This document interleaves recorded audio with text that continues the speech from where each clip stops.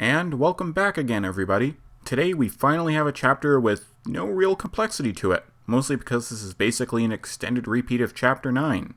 Really, it's another escape that plays as a defense since you start far from Tara, but with allies already protecting it. The differences here are that you only have one new unit, and the structure of the stage is much different now, with just one clear route to take, lots of ballista, and a huge amount of reinforcements. To that end, you still want to get to Tara quickly, but now there are no blocky forests or hills, so bring all your favorite cavalrymen. As for specifics, even though Karen can be a tough sell thanks to the ballista and arc knights, she is needed to get a knight's proof, and if you bother to train her, bring Selfina so she can get her uber brave bow. When you start off, rush your initial army up north using Nana and or any other unit with the King's Sword to give yourself protection from the ballista. The 3 initial Arc Knights aren't huge threats, and they'll actually completely ignore you and beeline for Tara if they can't immediately engage any of your units. But if you're going to bait them out, do it with a ranged unit, so they just aren't getting pot shot.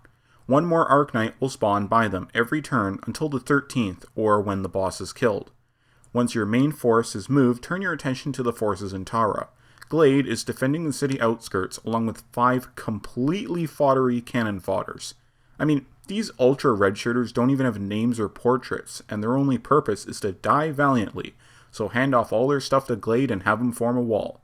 But even this isn't really needed since Glade is on a fuck you throne tile and could probably solo the entire map just standing there with enough weapons. Speaking of which, let's talk about Glade.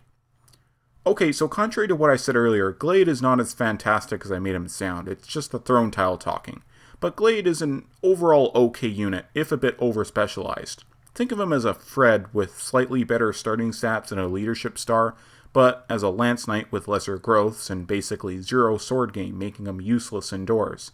Seriously though, Finn just runs circles around this guy, having all the same features he does, but with better everything, and to be honest, between Finn, Carrion, Fred, and Karen, you have all the Lancers you need.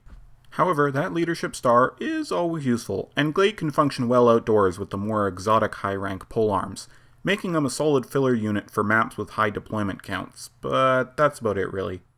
Now then, the move up towards Tara isn't that exciting with just a few armors, some ballista, and a house with a hammer to deal with, but on turn 5, things get a little more interesting because the boss will start moving towards either Tara or your main force, whichever is closer. He has a Killer Lance and the newly introduced Great Shield skill, which gives a level % chance to completely block all damage from an attack. So be cautious when fighting him. Magic or other ranged attacks are best, as Wrist has 20 build, so you can't capture him anyway.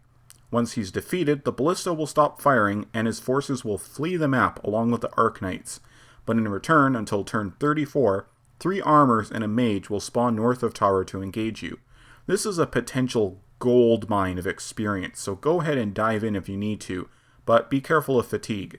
If you have an A Thunder rank Olwen, definitely keep her unfatigued, as she will be insanely useful for the next chapter. And if you don't yet, here's your best opportunity to get the weapon experience she needs for it, while keeping abreast of tiring her. Also, if you brought Selfina, have her talk to her hubby Glade to get the Brave Bow, an otherwise amazing weapon like the Lugnacid that is thrown away to a borderline trash unit, but if you can get use from it, all the power to you.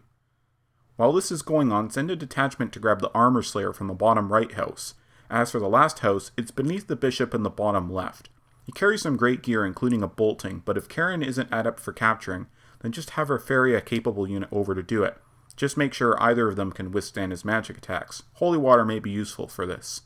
Once you've captured the bishop, visit the house beneath to get a knight's proof, and then rendezvous back at Tara.